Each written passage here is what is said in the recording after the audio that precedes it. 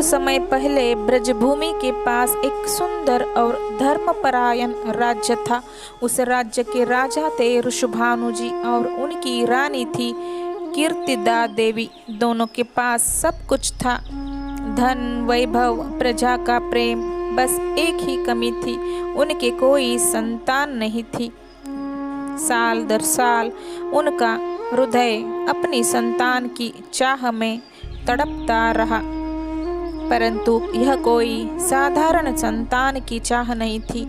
उनका मन केवल यही पुकारता था, हे किशोरी जी, हे राधा रानी, हमें आपके चरणों की सेवा का सौभाग्य मिले, हमें आपके पालक पोषक बनने का अवसर दो। ऋषभानु जी और कीर्तिदा ने राजमहल का सुख छोड़कर वन वन तपस्या की।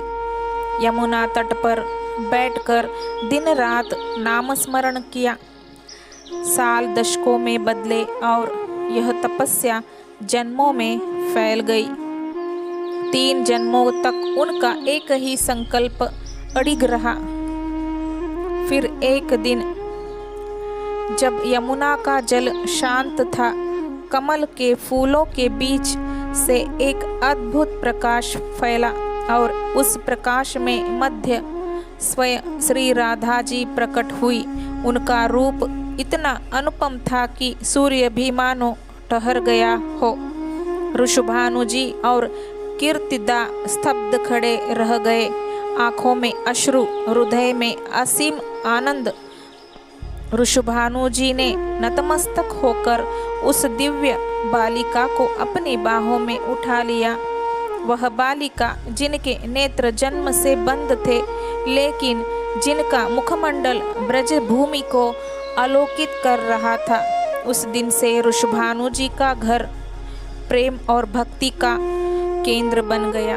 गोपियाँ, सखियाँ और समस्त ब्रजवासी उस रानी के दर्शन के लिए उमड़ने लगे, जो ऋषभानु नंदिनी कहलाने लगी।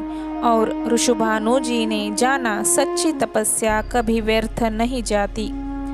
जब तपस्या में प्रेम और समर्पण हो तो स्वयं भगवान भी आपके घर पधारते हैं।